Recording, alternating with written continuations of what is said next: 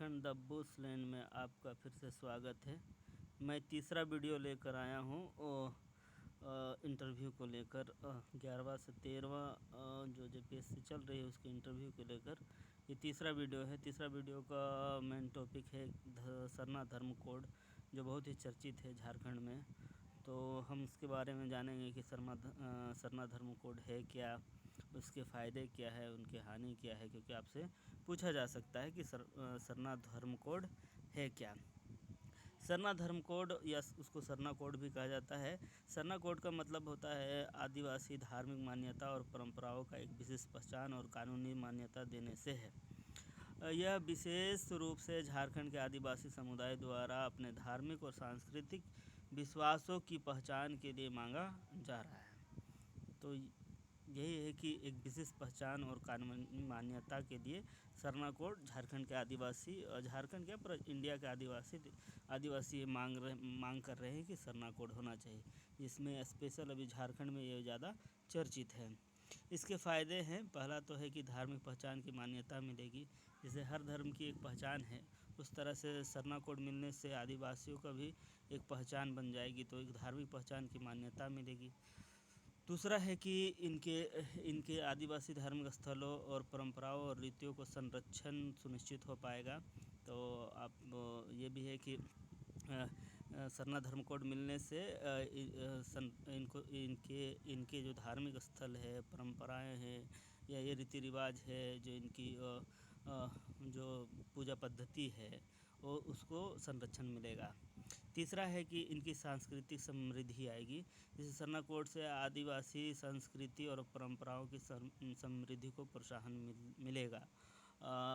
जो भी इनकी जो संस्कृति है उसमें वो और भी समृद्ध होगी, आप कह सकते हैं। नेक्स्ट है चौथा, विकास योजनाओं में लाभ मिलेगा।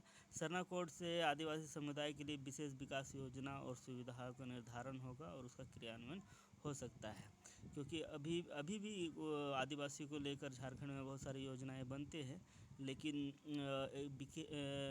ये क्लियर हो जाने से, इसकी एक सटीक जानकारी मिल जाने से उनके लिए विशेष योजना बनाया जा सकता है और उसका क्रियान्वयन किया जा सकता है। पांचवा है सांख्यिकीय सटीकता। जैसे जनगणना और अन्य सांख्यिकी डेटा से क्या होगा कि आदिवासी समुदाय की एक सटीक गणना संभव हो पाएगा और इससे ये पता चल पाएगा कि कितना एक्चुअल आदिवासी हैं।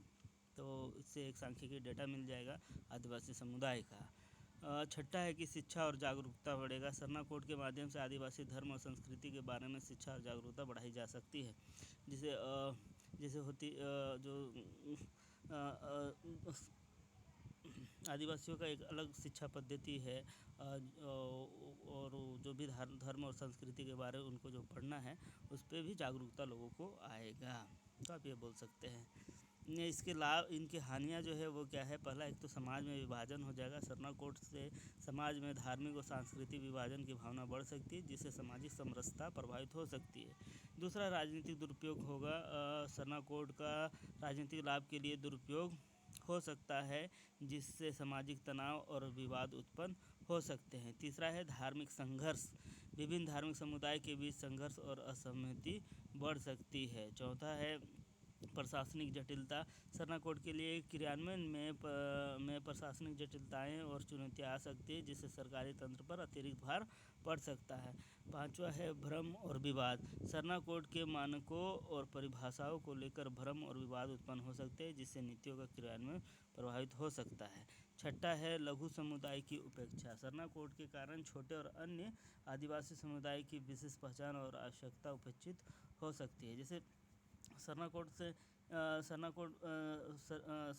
जब लागू हो जाएगा तो बड़ा समुदाय को तो लाभ मिलेगा जो आदिवासी में है, लेकिन जो छोटे समुदाय हैं उनके लिए